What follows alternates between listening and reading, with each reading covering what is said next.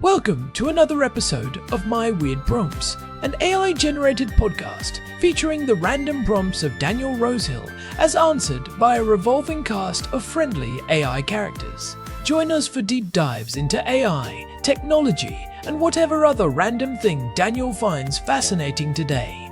Subscribe on Spotify or your favorite podcatcher. Now, today's episode. This episode was generated using artificial intelligence. Please verify facts. Hey Herman and Corin, so I'm looking at the new industrial label maker that I picked up from AliExpress, and this was to replace the Dymo that preceded it. It's a handheld label printer, and it's an industrial or electrician's label printer, and these are kind of their own fiefdoms in the label world. But this is it's a pretty shameless clone of the Brother P1000, and it was great to learn about the Brady label maker, the gold standard in industrial and nuclear power plants. I mean, if it's good enough for use in a nuclear power plant, it's probably more than most homeowners need. But this one does the job, and they really feel like very well made labels, the ones coming out. Like they're kind of, they just look industrial. They have that, they give your home that kind of, slightly, hey, I'm in a industrial facility vibe. Who wouldn't want that at home, right?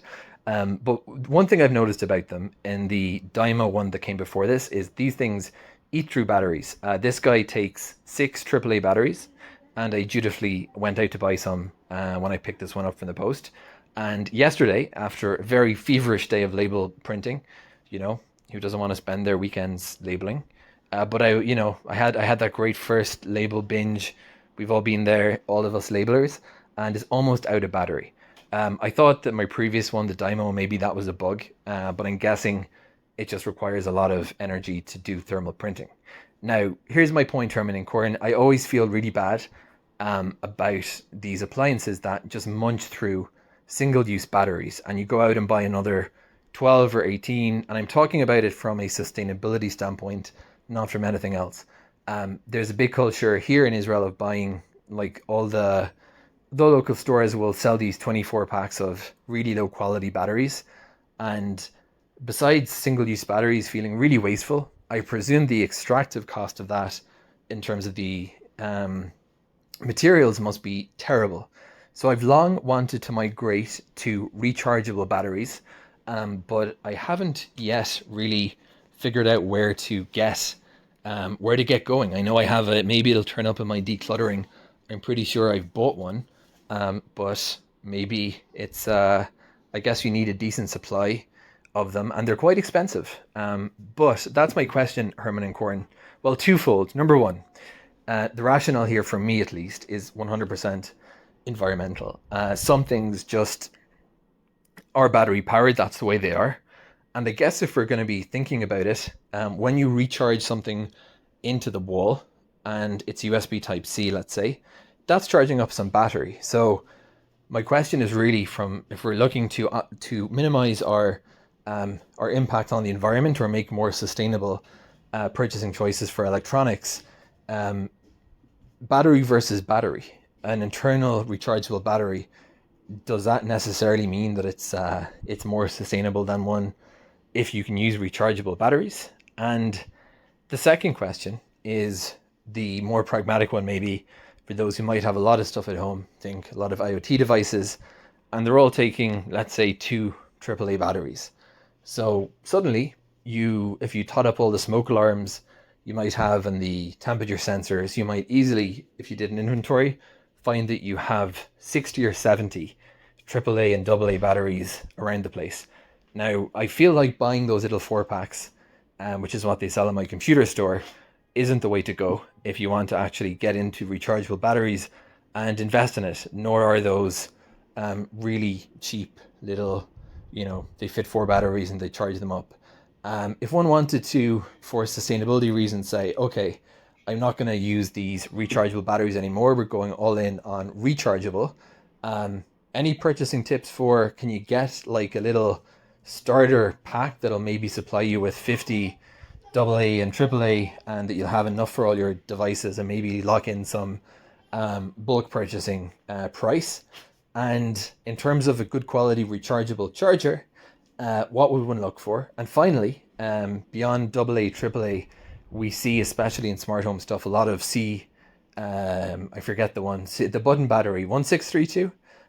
Very popular in everything really, and I haven't seen too many rechargeables in the button battery. Is there just kind of a limit to the form factor, that we can't get rechargeable electronics in something of a certain size?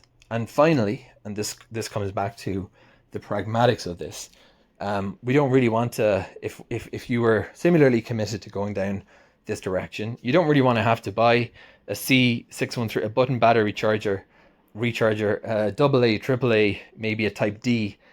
Is there anything like a one rechargeable battery thing to rule them all, and it does all the little types, so you can just buy one thing and forget about it? Herman and Corin, let's talk about rechargeable batteries in today's episode of My Word Prompts. Hey Herman, have you ever had one of those weekends where you just feel the sudden, overwhelming urge to organize everything you own? I'm talking about that deep-seated desire to put a label on every spice jar, every power cable, and every storage bin in the basement. It is like a fever that takes over. Herman Poppleberry, here. Corn, I do not just have those weekends, I live for them.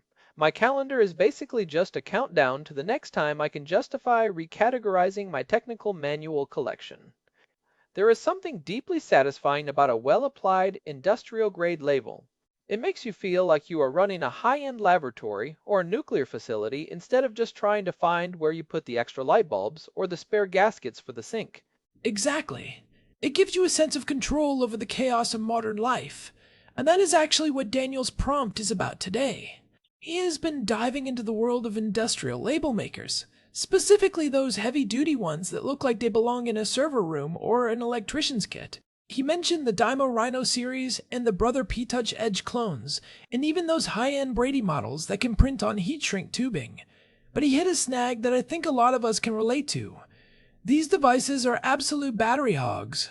He says he feels like he is feeding a hungry beast every time he turns the thing on. Oh, they are notorious for it, especially the thermal transfer ones. People forget that a label maker is not just a little screen and a keyboard. You are basically using a tiny, high-precision heating element to bake ink onto a plastic or nylon tape. That takes a serious amount of current. If you are printing a long label with a lot of bold text, that print head is drawing a massive amount of power for those few seconds. Right. And Daniel noticed that his label maker takes 6 AAA batteries. He said that after one feverish day of labeling, as he put it, they were already almost dead. The low battery indicator started flashing before he even got to the holiday decorations bin. It brings up a really interesting question about sustainability and the choices we make as consumers. He wants to know if an internal rechargeable battery is actually better for the environment than using replaceable rechargeable batteries, like those nickel metal hydride ones we talk about. Plus, he is looking for advice on going all in on rechargeables for his whole house. He wants to be done with the alkaline cycle forever. This is such a great topic because it sits right at the intersection of doing the right thing and practical engineering. There is a lot of nuance in the internal versus external battery debate that most people don't really consider when they are standing in the aisle at the hardware store. And since it is February 22nd, 26, we are actually in a very interesting time for battery legislation, especially with the European Union's battery regulations finally hitting their stride. Well, let's start there then. From a sustainability standpoint, is it better to buy a device with a built-in lithium-ion battery that you charge via USB, or is it better to have a device that takes standard AA or AAA cells that you swap out for rechargeables? It is a classic trade-off, but the scales are starting to tip. If you look at the immediate efficiency, internal lithium-ion batteries are great. They are lightweight, they hold a lot of energy, and they can provide high bursts of power, which is perfect for something like a thermal printer. But the sustainability problem is what happens 5 years down the road. This is the planned obsolescence trap. You are talking about the death of the device problem, right? When the battery dies, the tool dies. Exactly. When an internal battery reaches the end of its life cycle, which is usually after about 500 to 1,000 charge cycles, the whole device often becomes electronic waste. Most consumer electronics are not designed to have their internal batteries easily replaced. You have to deal with proprietary connectors, glued-in pouches, and specialized security screws. For most people, when the internal battery stops holding a charge, the label maker goes into the bin. You are throwing away a perfectly good screen, a keyboard, and a thermal print head just because a $20 chemical pouch gave up the ghost. Whereas with replaceable batteries, the device itself could theoretically last for decades. You just keep swapping in fresh cells. Precisely. If you use high-quality replaceable rechargeables like nickel metal hydride cells, you are decoupling the lifespan of the power source from the lifespan of the tool. If a battery fails or leaks or just gets old, you spend a few dollars on a new set of batteries instead of $100 on a new label maker. From a long-term waste reduction perspective, replaceable rechargeables are almost always the winner for tools that aren't used every single day. And actually, the EU passed a regulation back in 2023 that is really coming into force now in 2026, which mandates that by 2027, all portable batteries and appliances must be removable and replaceable by the end user. We are seeing a huge shift back toward modularity because of it. That is a really important distinction. Tools that aren't used every day. I imagine for a professional electrician who is labeling hundreds of wires a day, the internal battery is more about convenience and weight. But for a home user like Daniel, or us, that label maker might sit in a drawer for 3 months between uses. And that is actually another point for the replaceable rechargeables. Lithium-ion batteries do not like sitting at 0% charge for months. If you forget to charge your internal battery label maker and leave it in a drawer for a year, the battery might chemically degrade to the point where it won't wake up again. It enters what we call a deep discharge state, where the internal protection circuit cuts it off forever for safety reasons. Nickel metal hydride batteries, specifically the low self-discharge ones, are much more resilient to that kind of storage. Even if they go flat, you can usually just pop them in a charger and they come back to life. Okay, so if we agree that the replaceable rechargeable route is the way to go for the long haul, Daniel's next question is about how to actually execute that transition. He is looking to buy a bulk starter pack and a high-quality charger. He mentioned that the 4-packs you find at the grocery store feel like a drop in the bucket when you realize you have 60 or 70 devices in the house that need batteries. He is not exaggerating with that number, by the way. I actually did a battery audit of my own house last year. If you count up smoke detectors, remote controls, thermostats, flashlights, smart home sensors, and even those little motorized milk frothers, a modern house can easily have 50 to 100 batteries in active use. Doing that with single-use alkalines is an environmental and financial nightmare. You are basically paying a subscription fee to the battery companies just to keep your TV remote working. So, what is the pro move for a bulk buy? If someone wants to switch their whole house over at once, where do they start? Do they just buy 10 of those 4-packs? No, that is the most expensive way to do it. The gold standard, without a doubt, is the Panasonic Eneloop. They are the ones who really perfected the low self-discharge technology. You can charge them, put them in a drawer, and they will still have 85% of their charge a year later. For a bulk buy, you should look for the Eneloop sets that come in those large plastic storage cases, often sold in packs of 8, 12, or 16. But there is an even better secret for the budget conscious. I think I know where you're going with this. Are we talking about the IKEA Lada batteries? Oh, they are more than a thing. They are a legendary open secret in the battery world.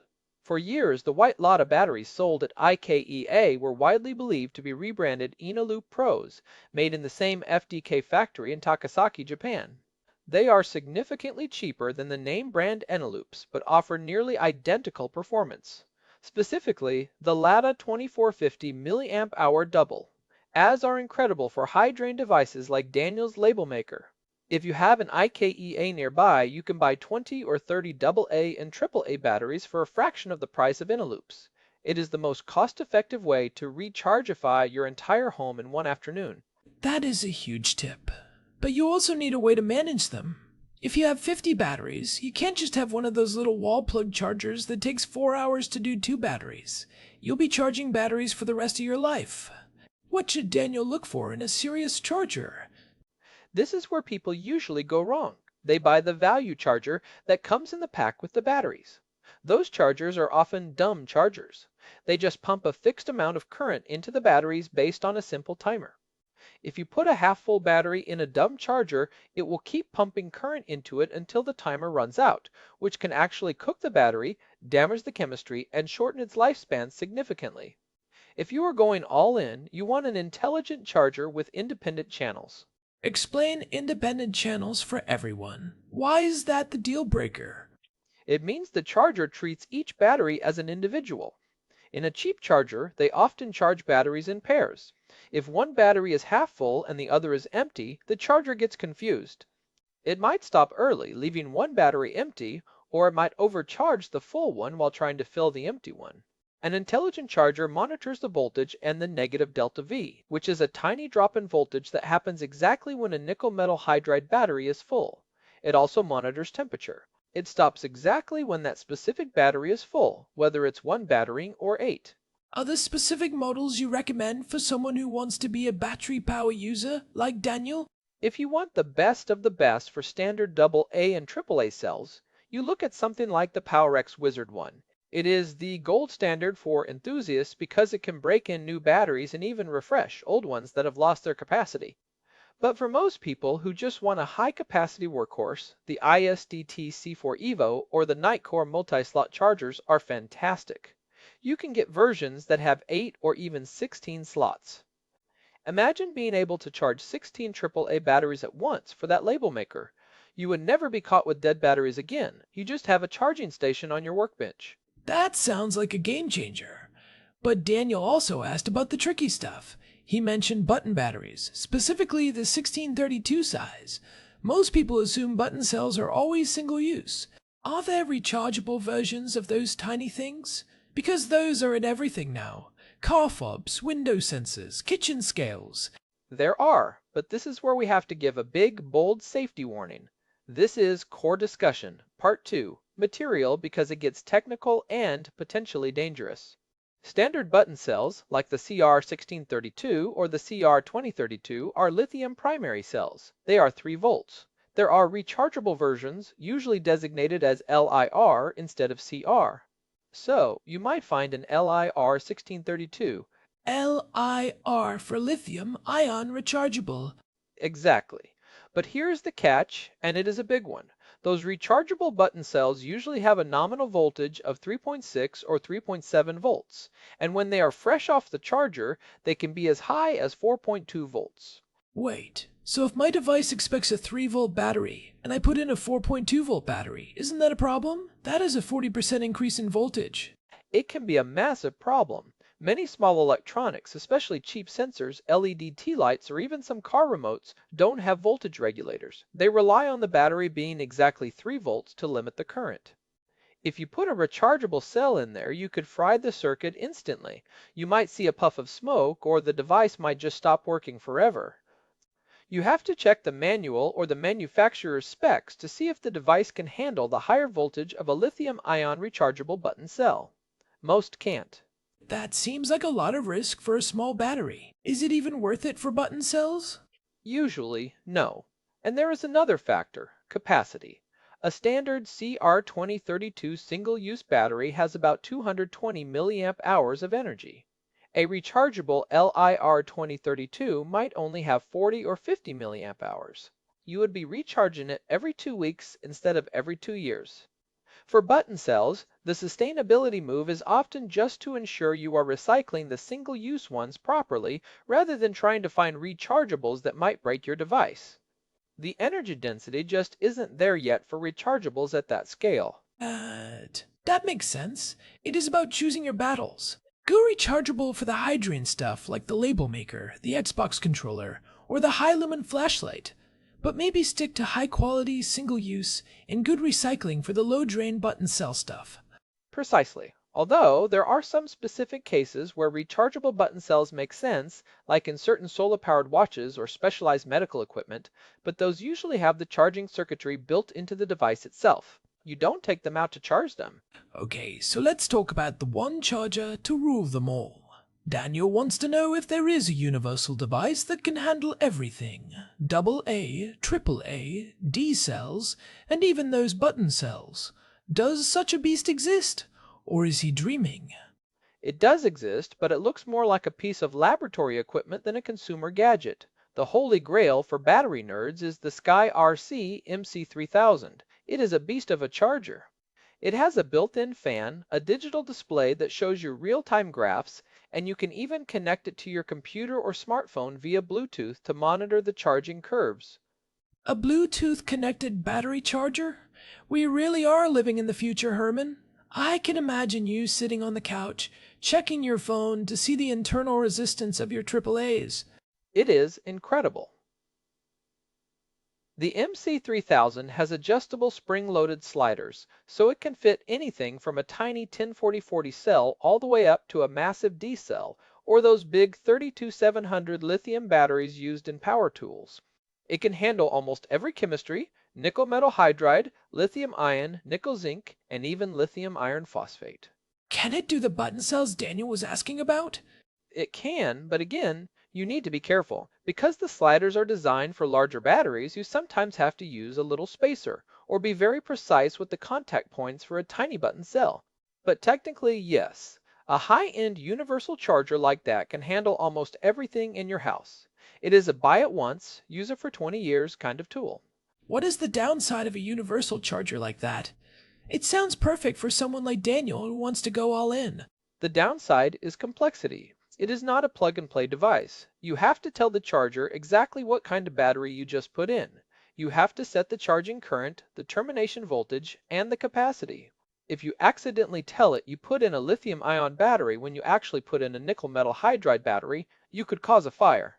It is a tool for someone who is willing to read the manual and understand the settings. It is for the power user. So maybe not for everyone. If Daniel wants something that the whole family can use without needing a degree in electrical engineering, what is the middle ground? The middle ground is a multi-chemistry smart charger that has automatic detection. Companies like Nicor and Xtar make chargers, like the Xtar VC8 Plus, where you just pop the battery in, and the charger senses the voltage and chemistry and picks the right profile. They usually handle AA, AAA, and the common lithium-ion sizes like 18650. They won't do the tiny button cells, but they cover 99% of what a normal person needs. They are much safer for a general household. I think that is a really practical takeaway. Don't let the perfect universal charger be the enemy of the great smart charger. If you can get one device that handles all your cylinder batteries, you are already way ahead of the curve. Absolutely. And I want to go back to Daniel's point about the industrial label maker for a second.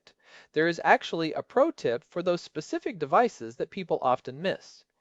Many of them, like the Brother P-Touch series or the Dymo Rhino, actually have an optional AC power adapter. If you are doing a massive labeling session at your desk, just plug it into the wall. Save the batteries for when you are crawling under a desk or out in the garage.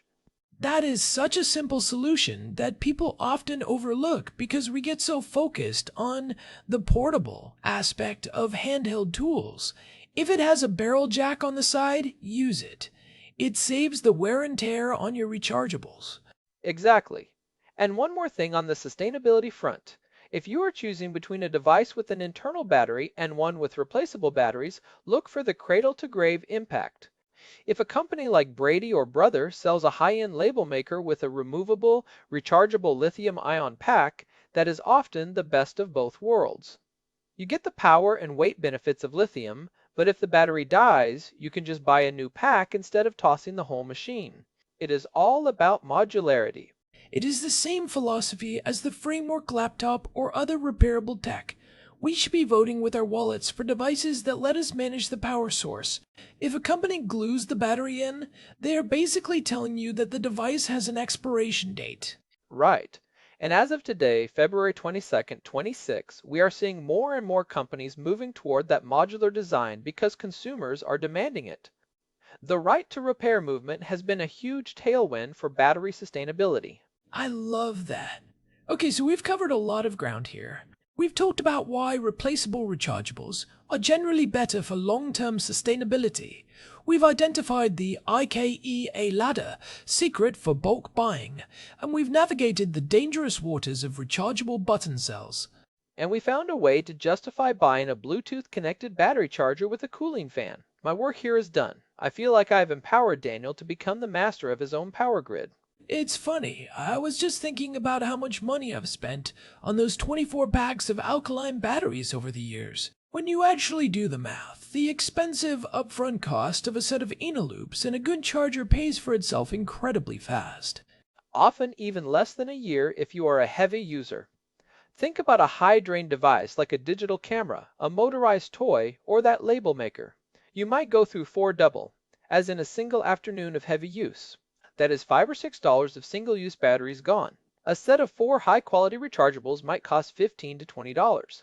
By the 4th time you use them, they are literally free compared to the alternative, and they can be recharged hundreds of times. The return on investment is one of the best in the home improvement world. The math is just undeniable. It is one of those rare cases where the environmentally friendly choice is also the frugal choice in the long run. It is a win-win. It really is. The only barrier is that initial activation energy of buying the charger and the first big batch of cells. But once you have a battery station in your house, a drawer where you have a container for charged and a container for depleted, it becomes a seamless part of your life. You never have to do that frantic late-night run to the convenience store because the TV remote died or the smoke detector started chirping. I have that exact system at home, and I have to say, it feels very adult. There is a certain level of household maturity that comes with never needing to buy single-use batteries. It is like finally having a matching set of Tupperware. It's a milestone. It's right up there with having a favorite burner on the stove or knowing exactly which day the recycling gets picked up. Well, before we wrap up, I think we should talk about the end of life for these rechargeables too. Even the best loops eventually wear out. They develop high internal resistance and won't hold a charge. What is the responsible way to say goodbye to a rechargeable battery in 2026? This is crucial. You should never ever put nickel metal hydride or lithium-ion batteries in your regular household trash. They are a fire hazard in garbage trucks and processing centers. We've seen a huge spike in garbage truck fires over the last few years because of lithium batteries being tossed in the bin. In most cities, including here in Jerusalem, there are dedicated battery recycling bins in supermarkets, electronics stores, and municipal buildings. Yeah, I see them at the entrance of almost every grocery store now. You just drop them in the little tube. Exactly. Those programs are great because they can actually strip the batteries down and reuse the nickel, cobalt, and lithium to make new batteries. It closes the loop. And with the new battery passports being introduced, we're getting much better at tracking these materials through their entire life cycle. It feels good to close that loop. All right, I think we've given Daniel a pretty solid roadmap for his transition. From industrial label makers to the tiny sensors in the windows, there is a rechargeable path forward. And if he gets that SkyRC charger, I expect some screenshots of his battery discharge graphs. I want to see the data, Daniel. Show me those voltage curves. You really are a nerd, Herman. But that's why we love you. You make batteries sound like an adventure. Guilty as charged. Get it? Charged? I'll be here all week. Oh boy, that is our cue to wrap this up before the puns get any worse. Before we go, I want to say a huge thank you to everyone who has been listening. We've been doing this for 7,070 episodes now, and the community of weird prompters out there is just incredible. It really is. We love getting these deep dives into the mundane things that actually make our lives work. It is the small details that matter. If you are enjoying the show and you haven't yet, we would really appreciate it if you could leave us a review on Spotify or Apple Podcasts. It genuinely helps other people find the show and keeps our battery charged. Okay, now you're just doing it on purpose. But he's right. It really does help. And remember, you can find all our past episodes, our category taxonomy, and a contact form at my weirdprompts.com. If you have a question or a topic you want us to dig into, you can also reach us at show@myweirdprompts.com. We're available on Spotify, Apple Podcasts, and pretty much everywhere else you get your audio fix. We love hearing from you. Thanks again to Daniel for the prompt that sent us down this rabbit hole. I think I'm going to go home and label my charger collection now. I have a sudden urge to use my Dymo. Make sure you use the wall adapter for the big jobs. Will do. Thanks for listening to My Weird Prompts. I'm Corn. And I'm Herman Poppleberry. We'll see you in the next one. Goodbye. Goodbye, everyone. Keep those cells balanced. This episode was generated using Gemini Flash 3. Text-to-speech engine was Chatterbox. Thanks for listening to another episode of My Weird Prompts, an AI-generated podcast featuring Daniel Rosehill's AI prompts, as answered by a revolving cast of friendly AI characters including me, Cornelius the Sloth. Subscribe on Spotify or visit myweirdprompts.com.